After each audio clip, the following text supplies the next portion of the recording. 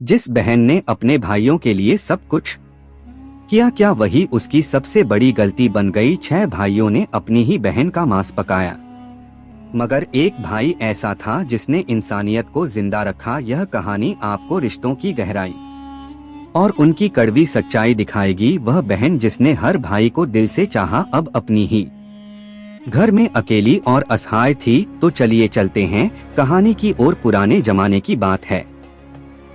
एक गांव में परिवार रहा करता था। उसमें 7 लड़के और 1 लड़की थी। माता पिता जल्दी ही गुजर गए तो बच्चों ने भी जल्दी ही व्यावहारिक काम सीख लिया। शुरू में सबको गुजारा चलाने में काफी परेशानी आई, लेकिन समय के चलते सब कुछ आसान होने लगा। उस समय समाज के पुरुषों का काम जंगली जानवरों का शिकार करना और औरतों का काम सिर्फ घर के कामकाज करना और बच्चों को संभालना होता था। 7 भाई और 1 बहन बड़े प्रेम से मिलजुल कर रहते थे। दिन निकलते ही 7 शिकार के लिए निकल जाते और बहन सबके लिए खाना पकाती थी और घर के कामकाज करती थी। भाई जब जंगल से वापस आते तो साथ में बड़े बड़े जानवर, पक्षी आदि को मार कर लाते। बहन उसके मांस को बड़े चाव से पकाती और सब भोजन करके तृप्ति का अनुभव करते। ऐसे ही दिन गुजरने लगे। एक दिन की बात है, 7 भाई जंगल को गए थे। शाम होने चली थी। बहन सबके लिए खाना बना रही थी। जब वह सब्जी के लिए हरी साग काट रही थी, चाकू की तेज धार से उसकी एक उंगली कट गई। कटी उंगली से खून की धार बहने लगी। उसने सोचा यदि भाइयों ने देखा तो वे बड़े दुखी हो जाएंगे। मुझे उन्हें यह बात नहीं बतानी चाहिए। उसने बहते खून को अपनी ओढ़नी से पहुंचना चाहा, किंतु लगा कि उसके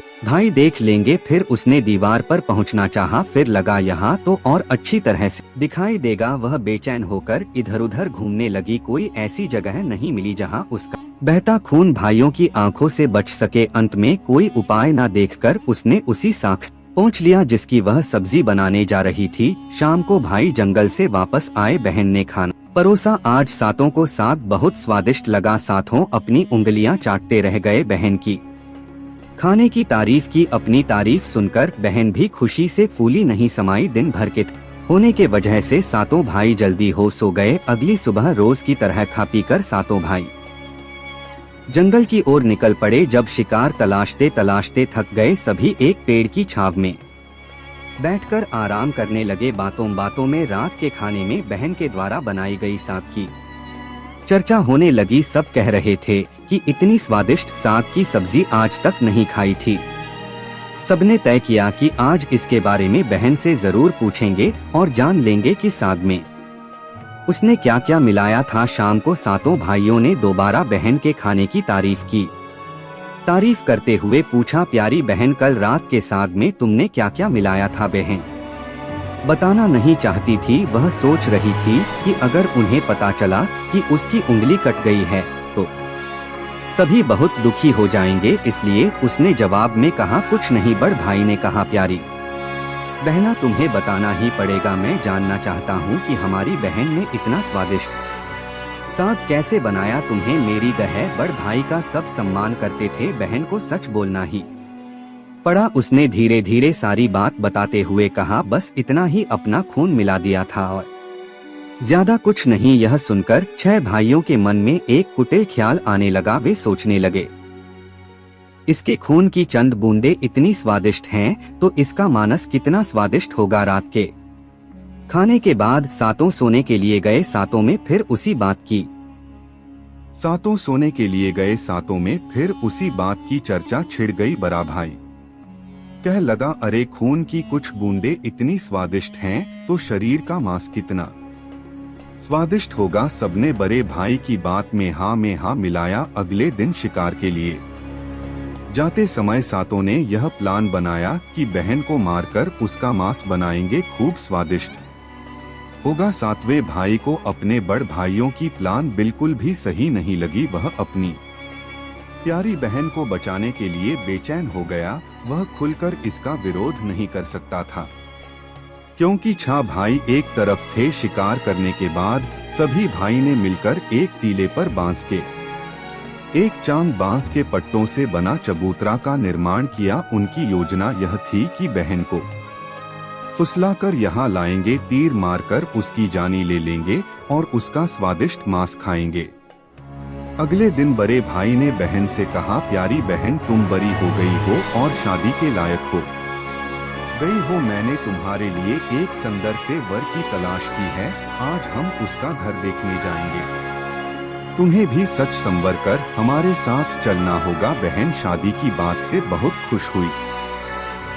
तुरंत तैयार होकर भाइयों के साथ चलने लगी। चलते चलते वह थक गई। वह बड़ भाई से पूछने लगी, मेरा ससुराल अब कितना दूर है? बड़ा भाई बोला, बस अभी पहुंचने वाले हैं। दूर से दिखाई दे रहे टीले पर बने चांद को दिखाते हुए भाई बोला, वह देखो तुम्हारा ससुराल, जहां तुम राज करोगी। यह सुनकर बहन आनंदित हो उठी। चांद पर पहुंचते ही बड़ भाई ने अन्य भाइयों को बहन को चांद पर खड़ी करके रस्सी से बांस के खंभे के सहारे बांधने का आदेश दिया। सभी मिलकर फुर्ती से बहन को बांधने लगे। बहन असहाय थी। अपने सभी भाइयों को हत्यारे के रूप में देखकर बहन का हृदय हाहाकार करने लगा। वह ईश्वर को याद करते हुए कहने लगी, हे ईश्वर, अब तुम ही मेरा सहारा हो। मेरे सातों भाई मेरी हत्या करना चाहते हैं। इनमें से एक भी ऐसा नहीं है जिसके दिल में मेरे लिए दया और प्रेम है।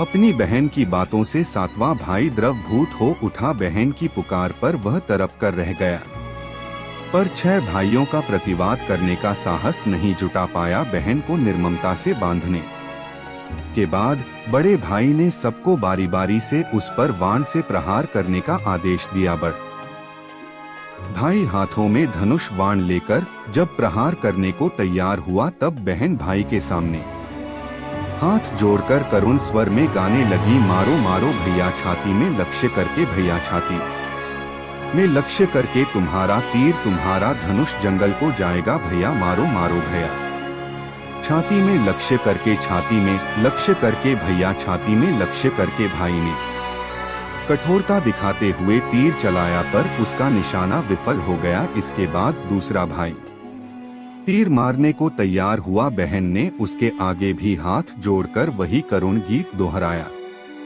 उसका भी निशाना चूक गया। इसी तरह सभी भाइयों ने बारी बारी बहन की छाती को लक्ष्य करके तीर मारने की कोशिश की। बहन हर बार यही गीत दोहरा रही। 6 भाई लक्ष्य भेद करने में असफल रहे। अब 7वें की बारी थी। 6 भाई उसे कहने लगे, पूरी ताकत से तीर चलाना, बहन को एक ही बार में ढेर करना। यदि तुम्हारा निशाना चूक गया तो तुम जिंदा नहीं बचोगे। हम सब मिलकर तुम्हें मार देंगे। बहन ने छोटे भाई की जान खतरे में पड़ते देखा। उसने अपनी जान न्योछावर करके उसे बचाने का निश्चय किया। वह ईश्वर से प्रार्थना करने लगी, हे ईश्वर, मेरे भाई का तीर मेरी छाती भेदने में सफल हो जाए। वह करुण गीत गाने लगी, मारो मारो भैया छाती में लक्ष्य करके, भैया छाती में लक्ष्य करके, तेरा तीर मेरी छाती भेद जाए। मारो मारो भैया छाती में लक्ष्य करके, भैया छाती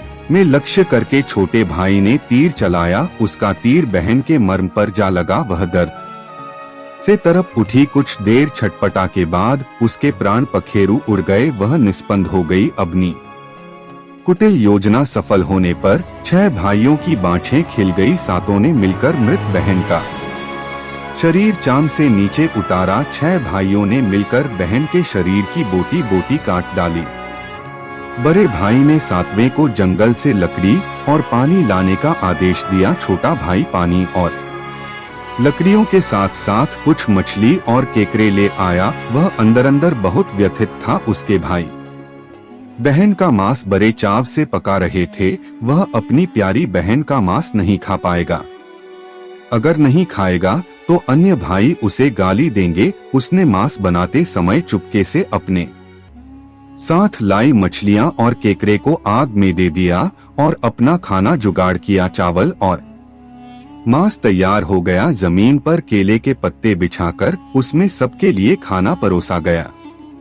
छोटे भाई ने पहले ही अपने ने बैठने के स्थान पर एक छोटा गड्ढा खोद रखा था। उसने अपनी पत्तल में परोसे गए नरमांसा को चुपके से गड्ढे में डाल दिया और मछली भात खाने लगा। अन्य भाई बहन की हड्डियां चबाने लगे। वह केकरा चबाने लगा। जब सबने बहन के शरीर के स्वादिष्ट मांस से अपना पेट भर लिया तो बड़े ने सातवें भाई को जूठा साफ करने को कहा। उसने बहन की बची खुची हड्डियां और शरीर के अन्य भाग जैसे सिर, नाखून, पंजे आदि सभी इकट्ठा करके उसी गड्ढे में डाल दिया और मिट्टी से ढक दिया। कुछ समय बाद उस स्थान पर बांस का एक पौधा उगाया। धीरे धीरे वहां बांसों का झुरमुट बन गया। एक बार कहीं से एक संत आए और उसी बांस की झुरमुट तले छुपकर मल त्याग करने लगे। उसी समय आकाशवाणी हुई, संत दुर्गंध आ रही है,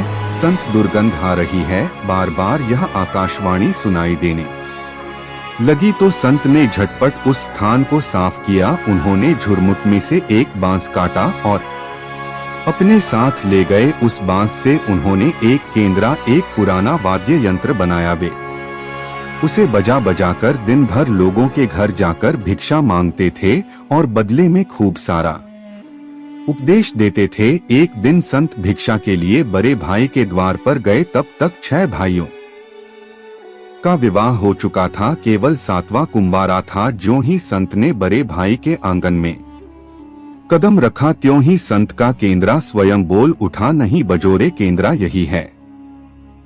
दुश्मन सबसे बड़ा भाई के घर, नहीं बजोरे केंद्रा दया प्रेम सब छोड़कर रिश्ते में यही दाग लगाया। नहीं बजोरे केंद्रा यही है। दुश्मन सबसे बड़े भाई के घर, नहीं बजोरे केंद्रा योगी के बाजे से बार बार निकल रही इस रुदन से बड़े भाई के पसीने छूटने लगे। उसने अपनी पत्नी से योगी को तुरंत भिक्षा देकर विदा करने को कहा। इसी तरह योगी बारी बारी से 6 भाइयों के द्वार पर उपस्थित हुए। उनके आंगन पर कदम रखते ही केंद्रा से स्वयं यही गीत बजने लगता। उन्होंने भी अपनी पत्नी को तुरंत ही कुछ भिक्षा देकर विदा करने को कहा। उनके मन में यह डर समा गया कि यदि इसी तरह योगी का केंद्रा बजता रहा तो उनकी यह पोल खुल जाएगी कि वे अपनी बहन के हत्यारे हैं। अंत में संत 7वें भाई के घर पहुँचे, जो अभी तक कुंवारा था। वह अकेले रहता था। जब योगी उसके द्वार पर उपस्थित हुए, केंद्र बोल उठा, बजोरे बजो केंद्रा मेरे सबसे छोटे भाई के घर। मन की बात मन में छुपाकर युग युग से रख रहा है।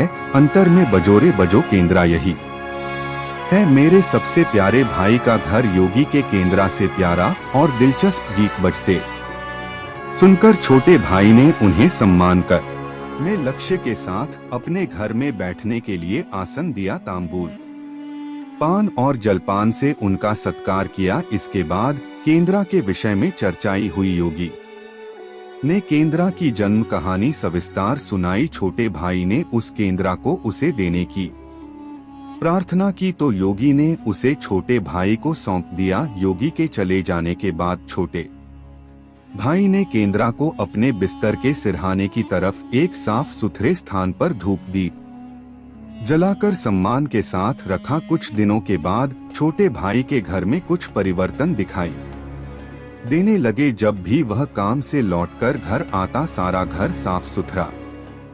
जब रोज रोज यही बात दोहराने लगी तो छोटे भाई ने अपनी भाभियों के घर जाकर पूछा, मेरी गैर हाजिरी में आप लोग मेरा घर साफ करते हैं क्या? सभी ने जवाब दिया, हमें अपने घर के कामकाज से फुर्सत नहीं है, तुम्हारा घर कैसे साफ करती? छोटे भाई ने निश्चय किया कि आज वह छुपकर देखेगा कि उसका घर कौन साफ करता है। वह घर के कोने में छुप गया। घर सुनसान होते ही स्थापित केंद्रा से उसकी बहन की शक्ल की एक लड़की निकली। ली घर का सारा काम किया और फिर उस केंद्रा में समा गई। छोटे भाई ने यह बात अपनी बड़ी भाभी को बताई। बड़ी भाभी ने उसे समझाया, जो ही लड़की केंद्रा से बाहर निकलेगी तुम केंद्रा को आग के हवाले कर देना, फिर उस पर तुलसी जल छिड़क देना, फिर देखना क्या होता है। छोटे भाई ने बड़ी भाभी के कहे मुताबिक काम किया। उसने लड़की के निकलते ही केंद्रा को आग में डाल दिया और लड़की पर पवित्र तुलसी जल का छिड़काव किया। तुलसी जल के स्पर्श से वह मानव रूप में आई। भाई ने देखा यह तो उसकी प्यारी बहन है। उसने अपनी बहन को गले से लगा लिया। उसके बाद दोनों भाई बहन बड़े प्रेम से जीवन बिताने लगे।